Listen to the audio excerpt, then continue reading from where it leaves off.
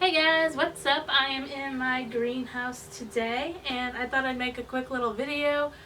We're almost in the transition of overwintering baby greens into starting seeds for this season, which I am very excited about. I'm kind of itching to start some today because it's 60 degrees, sunny and beautiful, but I know I should probably wait at least another month. But anyways, I thought I'd kind of talk about what did really well in here and what we think we can improve on, in case you're doing something similar. And yeah, just kind of go from there, talk about some of the things that did really well. First off, I want to show you guys this gorgeous bok choy.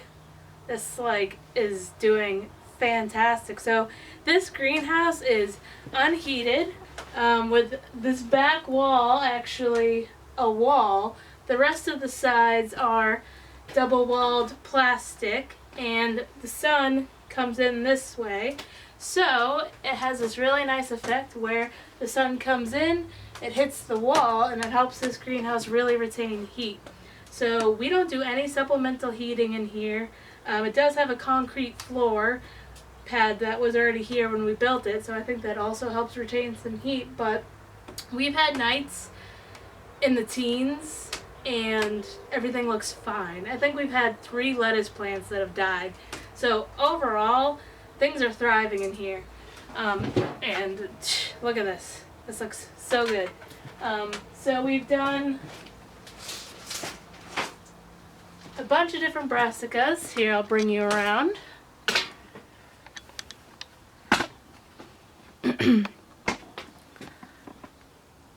On this side, we have tons of different kale varieties, some dinosaur kale, some curly kale.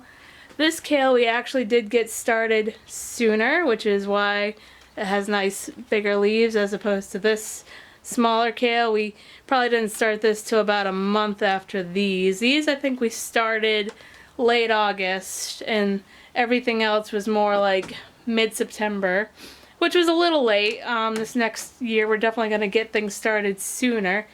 That's kind of the thing with overwintering greens, at least in our zone, zone 6. They're not going to grow a whole heck of a lot during the winter. So what you really want to do is get them already established by the time winter really sets in, and that's how you're going to get the most growth out of them.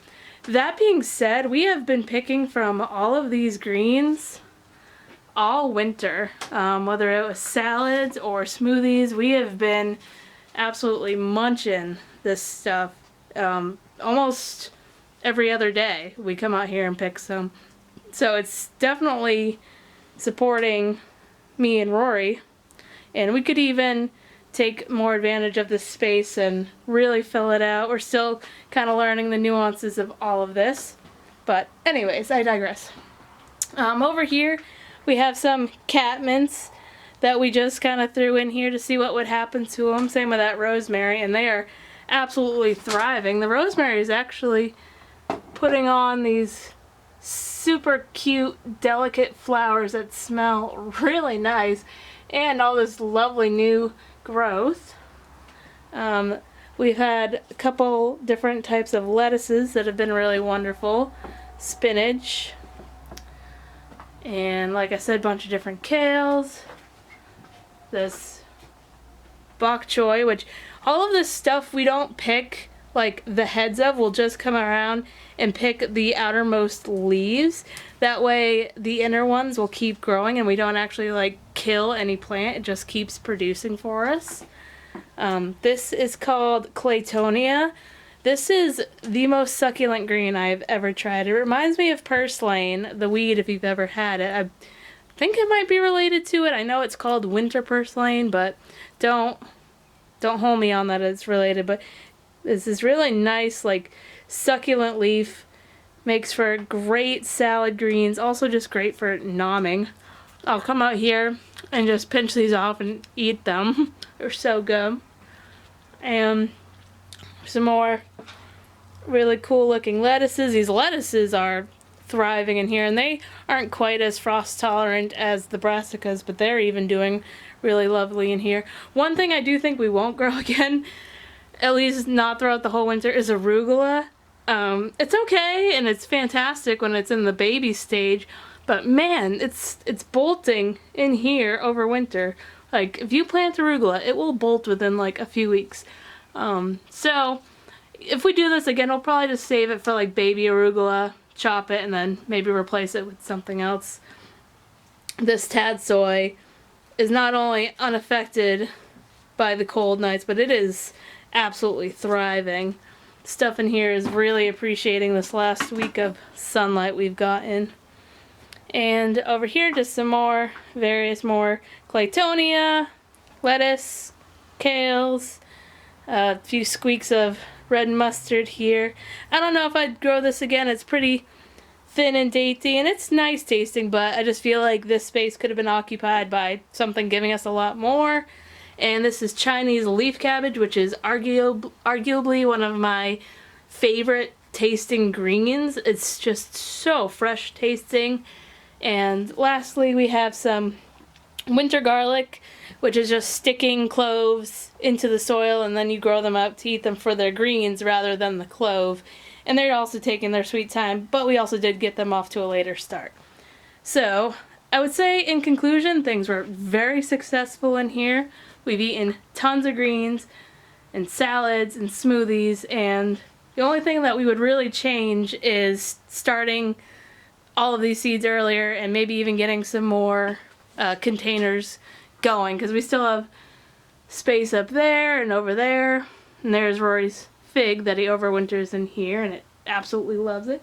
But we do still have some space we could play with in here, and we really want to make the most of it. Lastly, we like to use these deep containers, like window box size or bigger, and we like to do this because, well, one, it is a nice deep reservoir for water and nutrients in the winter. You don't really want to water a whole ton. One, the plants just don't really need it, and two, it promotes like mold growth, and because it's cool and wet conditions, it's just not super great. So we like using these deep containers to hold nutrients, to hold moisture, and we really think it helps the plants not die. Even if things kind of like freeze a little bit in here, the soil never really freezes because it's so thick in there that it never freezes. For example, something in a smaller tray, only an inch or so deep, would freeze in here. So that is the update for now. Stay tuned for when I start seeds in here. I'm going to take you guys along and show you my process. Let me know what you want to see. And yeah, thanks for watching. Oh, and just one little shout out. Our website, folkrockfarm.com, is officially live, and we will be selling and sending out plants online, bare root or plugs, this spring. Check it out if you would like to. We don't have too much of an inventory this year. We're starting out small. This is our first year, but we are super excited. We plan to have lots more for sale in the future, so if you're interested, please go check it out. Otherwise, thanks for watching.